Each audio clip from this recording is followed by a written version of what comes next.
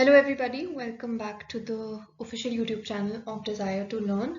तो आज की जो वीडियो है is a much awaited video जिसमें हम डिस्कस करेंगे CAPF असिस्टेंट कमांडेंट का जो पेपर 2 स्ट्रैटेजी है फॉर 2023 क्या होने वाली है।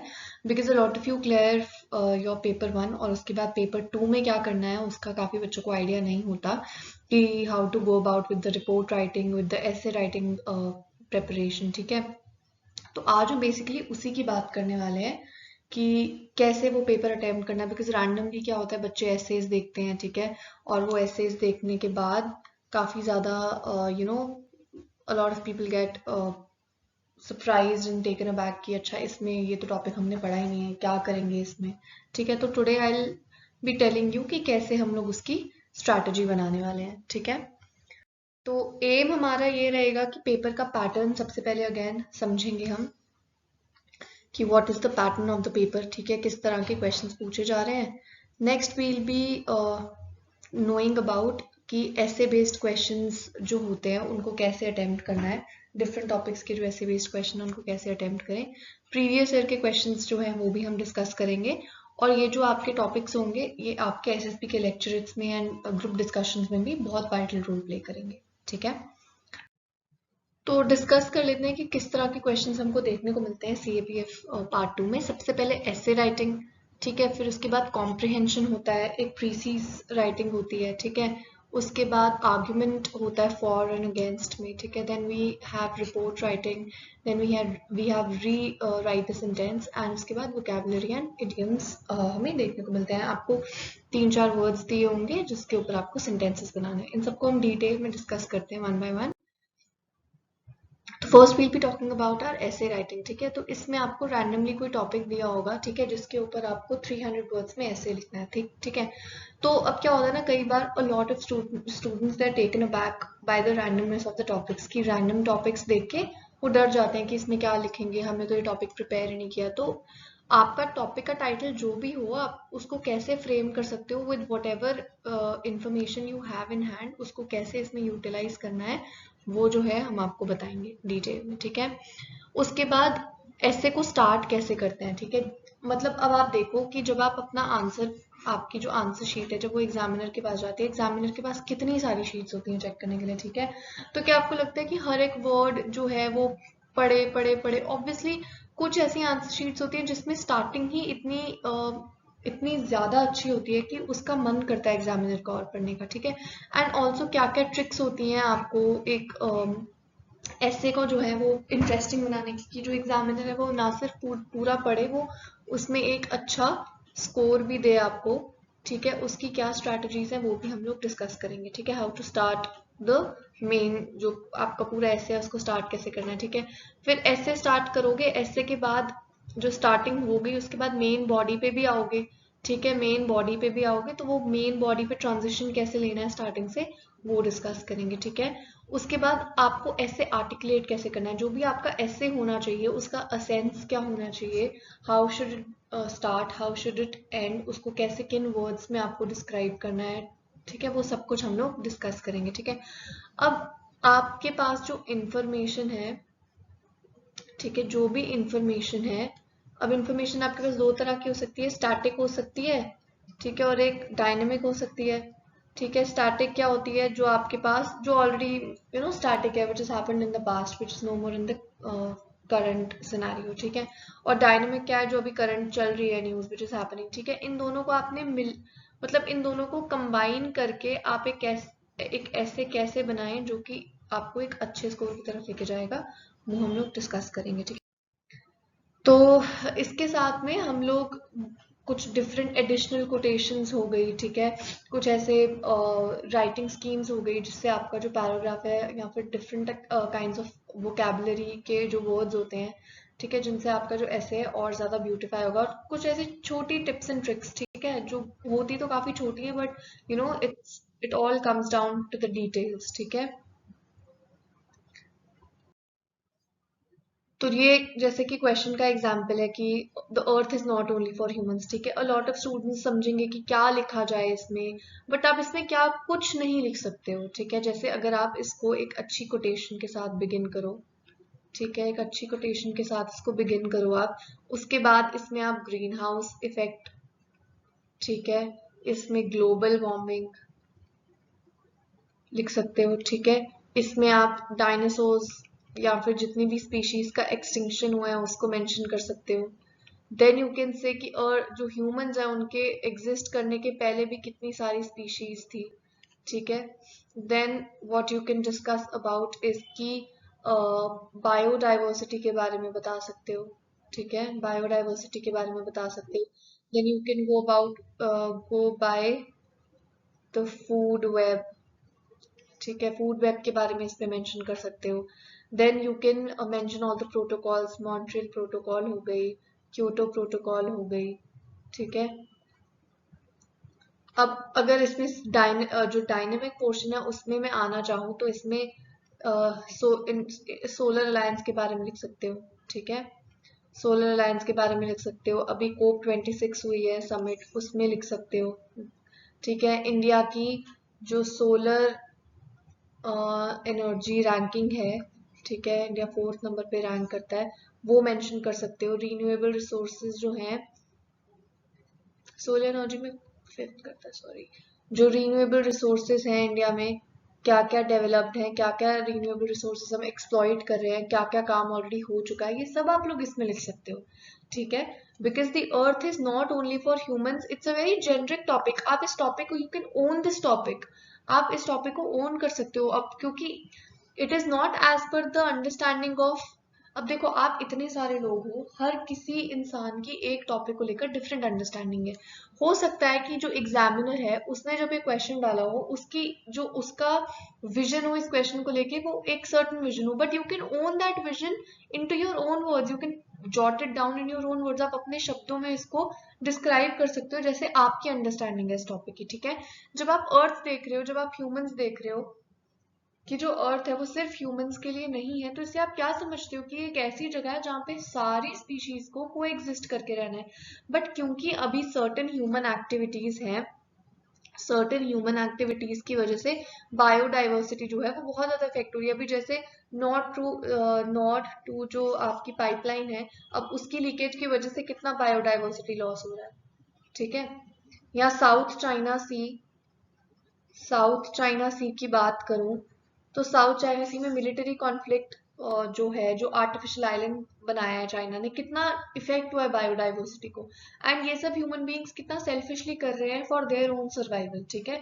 और इसमें आप ये भी बता सकते हो कि it is not, it is not something which we should do morally, but for our own existence. क्या आपको लगता है कि अगर बाकी ह्यूमंस को छोड़ के बाकी एनिमल स्पीशीज मर जाए या खत्म हो जाए तो ह्यूमन सर्वाइव कर पाएंगे? इट्स नॉट पॉसिबल, ठीक है। तो everything in this earth is codependent, ये सारी चीजें आप हाईलाइट कर सकते हो इसमें, ठीक है। Similarly role of Indian army nation building, ठीक है, तो इसमें सिर्फ सिक्योरिटी पॉइंट ऑफ व्यू से आप, तो सिक्योरिटी पॉइंट ऑफ व्यू को तो मेंशन कर ही रहे हो, उसके साथ में ऑपरेशन सद्भावना जो JNK में हो रहा है, क्या हो रहा है ये, जो इंडियन आर्मी है कितने फील्ड में, कितने सारे स्पोर्ट्स में JNK की यूथ को पुश दे रही है, एजुकेशन के मामले में पुश दे रही है। तो इससे क्या हो रहा है, जब वो एक पर्टिकुलर कम्युनिटी को एजुकेट कर रहे हैं, वहां पे अपने रिसोर्सेज उनको दे रहे हैं, तो उससे क्या हो रहा है, it is basically to unite the hostile areas of our country, hostile areas of our country, जहाँ के लोग जो है particularly they do not have a sense of national integration, उनको ये भरोसा दिलाना, that the entire country is with you people and you are as much as part of this country as we are, वो सारी चीजें जो हैं कर रही है इंडियन आर्मी, ठीक है। कोविड के टाइम्स में आपने देखा होगा कि कितना काम जो है वो उसने किया, इंडियन आर्मी ने किया, ठीक है। तो इस तरीके से आप बहुत सारे अपने स्टैटिक टॉपिक्स और बहुत सारे डायनामिक जो करंट न्यूज में चल रहे हैं उनको कंबाइन करके एक बहुत ही ज्यादा डिसेंट ऐसे जो है वो लिख सकते हो, ठीक है। अब नेक्स्ट आपका आता है आर्गुमेंट राइटिंग। आर्गुमेंट राइटिंग ना आपकी कैसी होती है, it's basically like a debate, ठीक है, अ रिटन डिबेट। डिबेट में हम कैसे बोलते हैं, एक टॉपिक होता है, स्टेज पे जाते हैं, या तो फॉर में बोलते हैं या तो अगेंस्ट में बोलते हैं। इसमें आपको बोलना नहीं है, इसमें लिखना है, और फॉर में भी लिखना है और अगेंस्ट में भी लिखना है, ठीक है। तो अब जैसे इसमें हम क्या करेंगे, दो कॉन्ट्रास्टिंग ओपिनियंस है वो कैसे फॉर्म कर सकते हो आप एक टॉपिक को लेकर, ठीक है। तो उसके लिए आपको एक बहुत अनबायस्ड तरीके से उस टॉपिक को देखना पड़ेगा, ठीक है। उसमें फिर उसके प्रोज लिख दिए, कॉन्स लिख लिए, तो ये आपके क्या हो गए, अगेन फॉर में हो गए पॉइंट्स और ये हो गए अगेंस्ट में, ठीक है। और वो पॉइंट्स जो है दे शुड बी कन्विंसिंग, ऐसा नहीं कि आपने सिर्फ पेपर फिल करने के लिए लिख दिया, ठीक है। तो obviously the examiner is as much or may be more qualified than you are, ठीक है। और क्या क्या होता है ना कि आपको अपनी एज के हिसाब से पॉइंट्स लिखने चाहिए, क्योंकि कभी कभी आप इतने इस एज में like when you are an adult, आपसे एक्सपेक्ट किया जाता है कि आप कोई भी इशू है उसको as a mature person view करो, एज अ मच्योर पर्सन उसको देखो, ठीक है, ना सिर्फ पेपर फिल करने के लिए आप उसमें लिखो, ठीक है। तो वो चीज़ हम डिस्कस करेंगे। तो इसके लिए काफी ज्यादा इंपॉर्टेंट हो जाता है कि आपको टॉपिक के बारे में थोड़ी नॉलेज हो और आपको ये भी मालूम हो कि उस टॉपिक को लेकर हम डिफरेंट एक, बिल्कुल जैसे आप बोलते हो ना, एक नॉर्थ पोल और एक साउथ पोल ओपिनियन आपको लिखना है, ठीक है। आगे हम बात करते हैं, इसके क्वेश्चंस देख लेते हैं, जैसे डिजिटल टेक्नोलॉजी में रिप्लेस बुक्स विद कंप्यूटर्स, ठीक है। तो इसमें आप काफी, अब दो तीन ही पॉइंट्स मैं यहाँ पे मेंशन करूंगी, ठीक है। पहला पॉइंट आप ये लिख सकते हो फॉर में, ठीक है। फॉर में आप लिख सकते हो कोविड के टाइम पे हमने पूरा बुक सिस्टम ही बदल दिया, correct, we replaced in the entire book system. और इसमें आप अगेन एक स्मार्ट पॉइंट ऑफ व्यू क्या लेकर आ सकते हो जो अभी मे बी प्रेजेंट नहीं है, बट जिस हिसाब से ग्लोबल वार्मिंग हो रही है, ठीक है, ग्लोबल वार्मिंग हो रही है, तो क्या आपको लगता है हम और ज्यादा पेपर प्रोड्यूस कर पाएंगे? With so many trees going down, do you think कि हमारे पास इनफ रिसोर्सेज होंगे कि हम पेपर भी प्रोड्यूस कर पाएंगे, ठीक है। तो आप ये पॉइंट भी ब्रिंग अबाउट कर सकते हो कि जो पेपर प्रोडक्शन है इन द कमिंग टाइम वो सस्टेनेबल नहीं होगी, ठीक है। और to preserve our flora and fauna, ठीक है, हम लोग क्या कर सकते हैं, हम लोग अपना जो पेपर सेव करके we can switch to digital technology, ठीक है। नेक्स्ट पॉइंट, अब अगर मैं अगेंस्ट में बोलूं, इसके अगेंस्ट में बोलूं तो टेक्निकल ग्लिचेस, ठीक है। आप एक क्लास में पढ़ा रहे हो तो कोई, आफ्टर ऑल एक मशीन है, ठीक है, मशीन है, मशीन में ग्लिच तो अब नोटबुक से पढ़ते हो, बुक से पढ़ते हो, बुक में तो कोई टेक्निकल ग्लिच नहीं है ना, बट मशीन से पढ़ रहे हो, कंप्यूटर क्रैश हो सकता है, कंप्यूटर हैक हो सकता है, ठीक है। विद सो मेनी, इतना डार्क वेब सरफेस होता है, ठीक है, जितना जितना टेक्नोलॉजी ग्रो कर रही है उतना उतना डार्क वेब और साइबर थेफ्ट्स और जो अपना साइबर क्राइम्स है वो भी बढ़ते ही जा रहे हैं, ठीक है। तो इसमें क्या हो सकता है, मशीन में कोई टेक्निकल ग्लिच हो सकता है, हैक हो सकता है, डेटा थेफ्ट हो सकती है, ठीक है, डेटा थेफ्ट हो सकता है आपका, सर्वर्स क्रैश हो सकते हैं आपके। तो ये सारी चीजें जो हैं ये आप अगेंस्ट में भी लिख सकते हो कि टेक्निकल, ये जो मशीन्स है, जो कंप्यूटर्स हैं, आफ्टर ऑल इनमें ये प्रॉब्लम्स है। And for a country like India and most of the south Asian countries and may be African countries as well, क्या हर कम्युनिटी इसको अफोर्ड कर पाएगी? क्या अगर आज हमारे देश में जो छोटे परिवार से लोग हैं, क्या वो कंप्यूटर्स को अफोर्ड कर पाएंगे for regular day to day studies? नहीं कर पाएंगे। तो ये पॉइंट्स जो है आप इसमें आर्गुमेंट्स कर सकते हैं, ठीक है। नेक्स्ट आपकी आती है रिपोर्ट राइटिंग। रिपोर्ट राइटिंग में हम लोग क्या करेंगे, फॉर्मेट ऑफ रिपोर्ट राइटिंग ये डिस्कस करेंगे कि रिपोर्ट आखिर लिखते कैसे हैं, how to write a report, how to write a report, ठीक है। देन हम लोग बिगिन करेंगे, मतलब how to start and finish a report, जैसे हमने ऐसे में डिस्कस किया था वैसे ही रिपोर्ट्स में भी डिस्कस करेंगे कि रिपोर्ट को शुरू कैसे किया जाए और रिपोर्ट को खत्म कैसे किया जाए। End of course practice makes a man perfect, तो हम प्रैक्टिस भी इसके ऊपर पूरी करेंगे, ठीक है। तो ठीक है।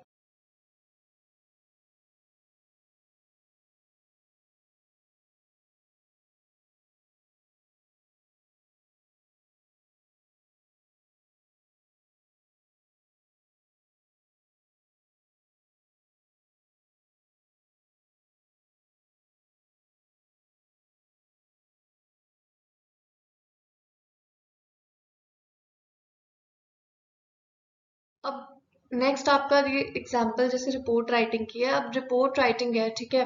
तो इसमें क्या है, पैटर्न और format of writing is different, but material जो आप अंदर यूज करेंगे, ठीक है, वो तो आपको समवॉट जो है वो इंफॉर्मेशन तो आपके पास एक ही है।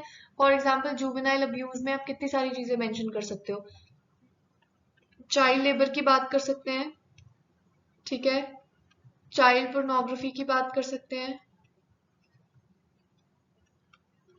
सेक्स ट्रैफिकिंग की बात कर सकते हैं, ठीक है, फोर्स लेबर की बात कर सकते हो। ये सारी चीजें आप लिख सकते हो, इसमें सारी चीजें ग्रोइंग है। इसको एक रिपोर्ट राइटिंग का जो फॉर्मेट है उसके अंदर आपको लिखना है, तो वो हम आपसे जो पूरा ये प्रोसीजर होगा इसमें डिस्कस करेंगे, ठीक है। अभी आती है प्रिसीज राइटिंग, ठीक है। प्रिसीज राइटिंग होती क्या है, ठीक है, व्हाट इज इट, इसको बोलते क्या है, क्यों होती है, ये क्या होती है, वो करेंगे, प्रैक्टिस करेंगे, और मैं आपको कुछ टिप्स एंड ट्रिक्स दूंगी इसको लिखने की। पूरा प्रिसीज राइटिंग में बेसिकली क्या होता है आपका, मैं आपसे डिस्कस करती हूँ। ये आपके ऊपर आपको पूरा एक पैराग्राफ दिया जाएगा, आपको इस पैराग्राफ को अपने वर्ड्स में लिखना यही है, मगर इसको शॉर्ट करके क्रिस्प करके, क्या लिखा है इसमें, 1/3 ऑफ इट्स लेंथ, मान लो इसकी लेंथ 200 है, ठीक है। अगर इसकी लेंथ 200 की है लगभग, इसकी लेंथ अगर 200 की है, तो आपको अप्रोक्सीमेटली कितने लिखने होंगे, 66 या 66 से 80 वर्ड्स में लगभग आपको इसको फिनिश करना होगा, ठीक है। तो इतने बड़े पैराग्राफ को छोटा कैसे लिखा जाए, तो वो हमको डिस्कस करना है इसमें, कि कैसे इसका मीनिंग भी चेंज ना हो, कैसे हम अपने वर्ड्स में इसको छोटा करके भी लिख सकें, ठीक है। This is called precis writing. Next आपका आता है कॉम्प्रिहेंशन। कॉम्प्रिहेंशन कंपैरेटिवली इजी होता है, ठीक है, बट इतने कम टाइम में how to read a comprehension, उसको समझना कैसे है, आंसर कैसे फ्रेम करने हैं अपने, क्योंकि इसमें वो वन वर्ड वाले आंसर्स तो है नहीं, इसमें पूरा फ्रेम करना पड़ेगा आंसर को आपको, तो उस हिसाब से वो हम डिस्कस करेंगे, ठीक है। How to comprehend a passage, easy and time saving way of reading and understanding, और कंक्लूजन तक कैसे पहुंचना है, आंसर तक कैसे पहुंचना है। जैसे ये देखो, ये ना एक योगा के ऊपर आपको क्वेश्चन दिया और फिर लिखा है what is the implication of yoga, ठीक है। अब जरूरी नहीं है कि जैसे स्कूल में आता था ना आपका इम्प्लीकेशन वर्ड मेंशन ही होगा, तो it is your own understanding कि क्या है इम्प्लीकेशन का मतलब क्या होता है, और कौन सा जो पैराग्राफ है आपका वो इम्प्लीकेशन जो है वो बता रहा है, ठीक है। से अब ये फिर क्वेश्चंस दिए हुए हैं, ठीक है। नेक्स्ट आपका आता है री राइट अ सेंटेंस। इसमें ना कोई भी सेंटेंस दिया होगा आपको, any sentence will be given, और ब्रैकेट में ना जैसे लिख दिया होगा कि converted into a complex sentence, या फिर converted into a sentence with transitive verb, converted into a passive voice, converted into, maybe convert this underlined object into adjective, या फिर convert the underlined word into something, ठीक है। तो इस तरीके से आपको जो है क्वेश्चन को रीराइट करना है। उसके लिए हम लोग पार्ट्स ऑफ स्पीच, तो जो इंग्लिश का कोर्स चल रहा है उसमें आप समझ ही रहे हो, ठीक है, तो हम लोग वो साथ में पार्ट्स ऑफ स्पीच की भी प्रैक्टिस करते रहेंगे, ठीक है। एक्टिव एंड पैसिव वॉइस की प्रैक्टिस भी ऑब्वियसली वो कोर्स में होगी, बट हम लोग अलग से भी सीएपीएफ के लिए करेंगे। सिंपल एंड कॉम्प्लेक्स सेंटेंसेस आपके बाकी कोर्स में नहीं होगा, वो हम सीएपीएफ के लिए स्पेशली कराएंगे। एंड क्वेश्चन टाइप्स एक बार मैं ऑलरेडी पढ़ा चुकी हूँ प्रोनाउन के पार्ट 2 में, ठीक है, बट इसमें भी हम इसको डिटेल में और डिस्कस करेंगे। जैसे ये क्वेश्चन है, दे विल बी अराइविंग सून, ये मैंने आपको प्रोनाउंस में कराया था ना, ये वाला सेंटेंस पॉजिटिव है, तो ये वाला क्या हो जाएगा आपका, नेगेटिव हो जाएगा, क्वेश्चन टैग क्या हो जाएगा, नेगेटिव। तो यहाँ पे क्या है, विल बी अराइविंग ना, तो यहाँ पे भी विल आएगा, तो क्या आना चाहिए इसका, they will be arriving soon, will they not. और मैंने आपको क्या कहा था, अगर आप ये विल दे नॉट लिखते हो ना, तो इससे क्या पता चलता है कि आपकी लैंग्वेज पे ना उतना होल्ड नहीं है, तो हम क्या लिखेंगे, वोंट दे, ठीक है। तो अब जैसे नेगेटिव सेंटेंस है, change, he is greater than I, ठीक है, change to a negative sentence using great, ठीक है।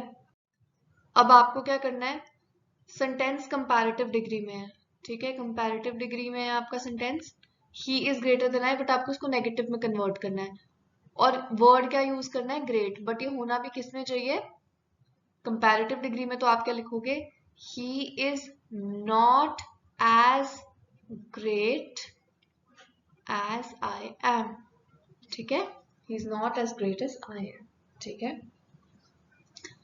तो इस तरीके से कैसे करना है ये भी हम लोग डिस्कस करेंगे। और ये आपका सेंटेंस आ गया, इसमें भी आपको रीराइट करना है, बट आपको इसमें चेंजेस जो है वो अननेसेसरी चेंजेस नहीं करने। अब जैसे आपने देखा होगा, हमने वो किया था ना नाउन्स के, उसमें किया था अरेबियन अरेबियन नाइट्स वाला, जिसमें लिखा था अरेबियन नाइट्स, नाउन के पार्ट 2 की एंड में जो क्वेश्चंस हमने डिस्कस किए थे उसमें हमने लिखा था ना, अरेबियन नाइट्स आर, ठीक है, और आपको एरर ढूंढना था, तो मैंने आपसे कहा था कि ये आर काट के इज आएगा, क्योंकि अरेबियन नाइट्स चाहे ना इसका जो कैप्शन है, जो बुक का टाइटल है, वो चाहे प्लूरल हो, बट ये बुक तो एक सिंगल है, एक ही सिंगल बुक है ना जिसका टाइटल अरेबियन नाइट्स है, बुक तो ये एक ही है। तो उसी हिसाब से जो गलिवर्स ट्रैवल्स है ये एक ही बुक है ना, this is one book.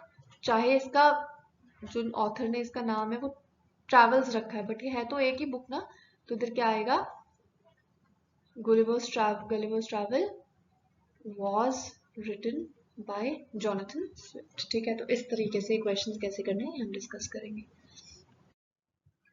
Now vocabulary in idioms, इसकी भी हम लोग अलग से सीरीज चला रहे हैं। ठीक है, पहले हम लोग ने डिसाइड किया था कि हम हर वीडियो के एंड में ही वो डिस्कस करेंगे, बट देन वीडियो का जो लेंथ है वो काफ़ी ज़्यादा इंक्रीज हो रहा था, जिसकी वजह से अब हम इसके लिए एक सेपरेट सीरीज जो है वो शुरू करेंगे। तो वोकैबुलरी एंड इडियम्स में हमें क्या करना है, डिफरेंट डिफरेंट वर्ड समझेंगे, डिफरेंट डिफरेंट इडियम्स पढ़ेंगे और उनका यूजेज क्या है सेंटेंस में, वो कैसे यूज किए जाते हैं। तभी मैंने आपको कहा था कि जो भी वर्ड्स आप पढ़ते हो, जो भी वर्ड्स आप पढ़ाते हैं, उसको as much as possible try using them in your day to day life. ठीक है, उसको डे टू डे लाइफ में यूज करने की कोशिश करो, बिकॉज तभी आप उसको मास्टर कर पाओगे। ठीक है, तो ये आपके, अब इसके एग्जाम्पल्स देख लेते हैं, जैसे iron out, to resolve issues. ठीक है, टू रिजॉल्व, एक सेकेंड इसको करेक्ट कर लेते हैं, टू रिजॉल्व इशूज। ठीक है, nonchalant is somebody who is not very excited। ठीक है, recalcitrant is somebody who is not easy to control, या जो रूल्स फॉलो ना करे। ठीक है, all and sundry means everyone,